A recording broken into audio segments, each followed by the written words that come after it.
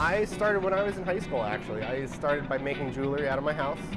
And then once I started teaching myself how to do that, I went to college for glass. And then I pursued my bachelor's degree in sculptural glass from Jacksonville University in Florida. I did not know you could get a degree in glass. Yes, absolutely. That's Nick Emmerich, a glass blower extraordinaire who showed me some of his work at Hot Sand in Asbury Park. Who's that for? Like, is that for like a little kid or like a wedding cake topper or something? I just did it for myself for fun. You just did that for fun for yourself? Yeah. So when I started chatting with him, I asked him if he knew where glass blowing came from. Basically, the blowing part of glass started back in the ancient Roman times. Those were the first people to pick up a blowpipe, gather some liquid glass out, and inflate it. And it's your breath that controls the thickness of the glass, that you can inflate that bubble to make it bigger and thinner.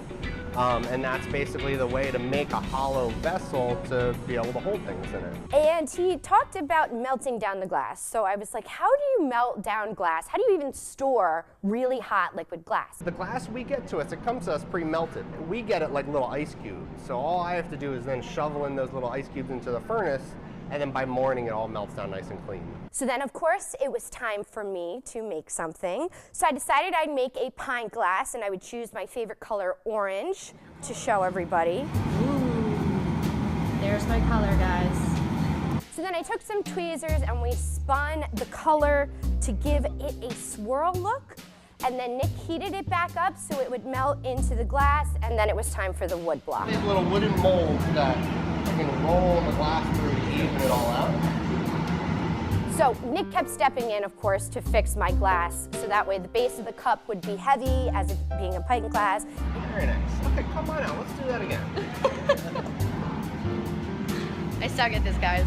So it was time for me to take a breath, and I breathed slowly, and we expanded my glass. I'm so happy that I picked that color.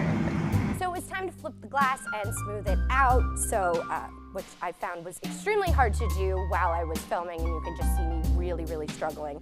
So then, he took it from me for 7 days. Moment of truth, guys. Can I see it?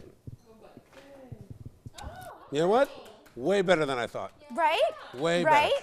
I know. I went to Murano, the island in Italy where glass blowing originated, and I made a necklace.